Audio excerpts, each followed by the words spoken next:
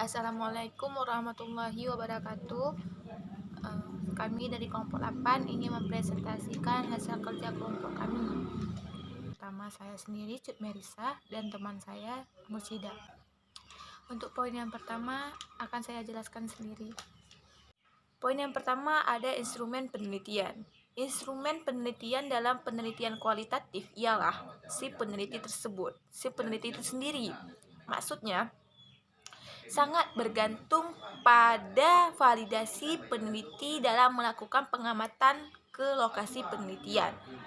Jadi si peneliti ini titik pusatnya gitu, yang untuk melancarkan penelitian tersebut. Poin kedua, validasi penelitian. Dalam validasi penelitian ini ada 4 poin. Yang pertama, siap melakukan penelitian dan terjun ke lapangan. Jadi si peneliti tersebut sudah benar-benar siap untuk terjun langsung ke lapangan, untuk melihat langsung permasalahan di lapangan tersebut yang diangkat dalam penelitiannya, bukan hanya melihat atau membaca data-data atau poin-poin terdahulu, tapi ini langsung terjun ke lapangan.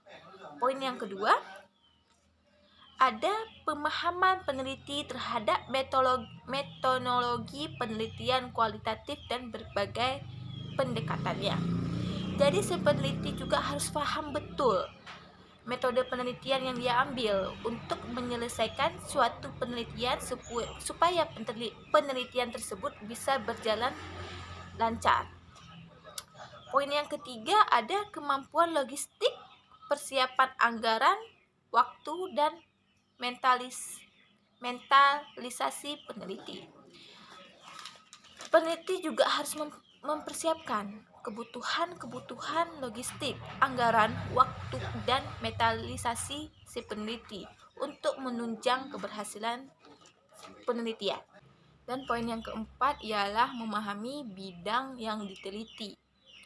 Peneliti harus cukup paham di bidang yang akan dia teliti, harus mengerti apa permasalahan yang harus dia teliti, dan mengerti apa-apa saja langkah yang harus dia lakukan untuk menyelesaikan penelitiannya tersebut. Selanjutnya, perencanaan penelitian. Dalam perencanaan penelitian ini juga terdapat 3 poin. Yang pertama, kebutuhan terhadap teori. Jadi si peneliti ini juga perlu teori-teori terdahulu untuk menunjang penelitiannya yang ke depan ini. Yang kedua, kebutuhan sejumlah data. Dan yang ketiga, kebutuhan terhadap fasilitas untuk menunjang penelitian. Poin yang selanjutnya, tahapan-tahapan terhadap penelitian. Tahapan yang pertama, menentukan lokasi. Jadi si peneliti ini harus menentukan lokasi mana nih untuk dijadikan objek penelitian. Yang kedua, penentuan fokus penelitian. Jadi si peneliti di sini harus memfokuskan satu permasalahan untuk dia teliti. Yang ketiga, menentukan metode penelitian. Jadi si peneliti ini harus menentukan metode mana yang mau dia pakai, itu apa kualitatif, apa kuantitatif. Yang terakhir ada penentuan sumber informasi. Jadi peneliti ini harus menentukan dari mana dia mendapatkan informasi, apa dari itu masyarakat atau maupun dari teori-teori terdahulu ataupun lain sebagainya. Slide selanjutnya akan dibahas oleh teman saya Mursida. Di sini saya akan menjelaskan tentang teknik kesimpulan. Nah, di mana kesimpulan itu merupakan intisari dari temuan penelitian yang menggambarkan pendapat-pendapat terakhir yang berdasarkan pada uraian-uraian sebelumnya atau keputusan yang diperoleh berdasarkan metode berpikir induktif dan deduktif. Nah, di mana berpikir induktif itu cara berpikir dari yang khusus ke umum, di mana melihat hal yang sifatnya spesifik, kemudian dilihat pola yang akan terjadi, kemudian pola yang akan terjadi itu ditarik kesimpulan dalam sebuah penelitian. Contohnya, 2 bilangan genap habis dibagi dengan 2, 4 bilangan genap habis dibagi dengan 2, 8 bilangan genap habis dibagi dengan 2. dari contoh tersebut itu pola yang akan terjadi tersebut 2, 4, 8 itu kan habis dibagi dengan 2. Jadi 2, 4, 8 itu kan merupakan bilangan genap. Jadi dari ditarik kesimpulan itu semua bilangan genap habis dibagi dengan 2. Kemudian berpikir deduktif. Nah, di mana cara berpikir deduktif itu cara berpikir yang melandaskan kepada teori umum ke khusus, di mana cara berpikir deduktif ini cara berpikir yang melandaskan pada teori-teori yang digunakan, kemudian teori tersebut dikaitkan dengan data yang diperoleh di lapangan, kemudian data yang diperoleh tersebut menjadi kesimpulan dalam sebuah penelitian. Contohnya, jika langit mendung maka akan hujan. Hari ini langit mendung, jadi kesimpulannya hari ini akan hujan. Jadi teori yang digunakan itu dari contoh tersebut jika langit mendung maka akan hujan.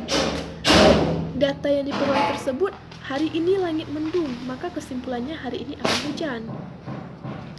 Kemudian cara membuat kesimpulan penelitian. Nah, yang pertama, cara membuat kesimpulan penelitian itu yang pertama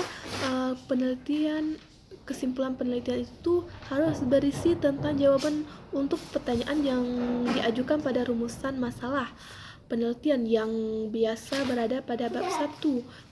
Jadi cara pertama itu kesimpulan penelitian dibuat itu harus mampu menjawab jawaban pertanyaan pada rumusan masalah yang terdapat pada bab 1.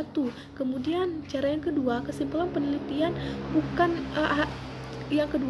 kesimpulan penelitian berkaitan dengan tujuan penelitian, hipotesis penelitian, dan hasil penelitian. Jadi kesimpulan penelitian itu dibuat itu harus berkaitan dengan tujuan penelitian tersebut, hipotesis penelitian, dan hasil dari sebuah penelitian tersebut. Kemudian kesimpulan yang ketiga tuh kesimpulan penelitian bukan ringkasan atau intisarinya saja, tetapi kesimpulan penelitian yang dibuat itu harus merupakan kaitan logis dari berpikir deduktif ke arah generasi. Jadi kesimpulan dibuat itu sifatnya harus jelas dan tersusun sistematis dan adanya pembahasan dan juga dibuktikan oleh bukti-bukti yang valid. Kemudian cara keempat tuh kesimpulan penelitian bukan kesimpulan statistik. Jadi kesimpulan dalam penelitian kualitatif jadi kesimpulan penelitian itu dibuat itu harus sesuai dengan pengolahan data atau sesuai dengan data yang diperoleh, bukan berpedoman pada rumus yang sudah ada, tetapi kesimpulan dibuat itu sesuai dengan data yang didapatkan di lapangan. Kemudian penarikan kesimpulan pada penelitian kualitatif dan kuantitatif. Yang pertama, simpulan dalam penelitian kualitatif adalah merupakan temuan baru yang sebelumnya masih bersifat sementara. Temuan dapat berupa deskripsi atau gambaran atau objek yang sebelumnya masih bersifat remang-remang atau gelap, sehingga setelah diteliti menjadi jelas, dapat berupa hubungan kausal atau interaksi, hipotesis atau teori. Jadi kenapa dikatakan simpulan kualitatif itu dikatakan dengan simpulan dengan temuan baru? Karena kesimpulan dalam penelitian kualitatif itu didapatkan setelah peneliti berada di lapangan. Sebelum peneliti berada di lapangan, temuan atau gambaran atau objek itu masih bersifat remang-remang atau masih bersifat gelap. Setelah diteliti,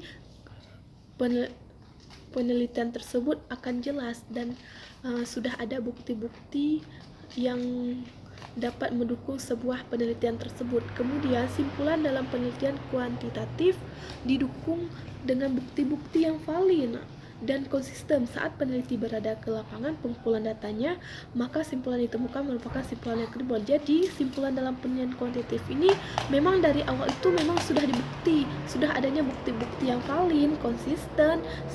Kemudian saat peneliti berada di lapangan, penelitian itu merupakan simpulan yang kredibel. Jadi si peneliti berada di lapangan itu simpulan yang didapatkan itu memang sama, hasilnya tetap sama, tetapi hasilnya tersebut bisa memperkuat dari sebuah penelitian tersebut. Terima kasih. Hanya inilah yang dapat kami sampaikan. Lebih dan kurang kami mohon maaf. Kami akhiri. Assalamualaikum warahmatullahi wabarakatuh.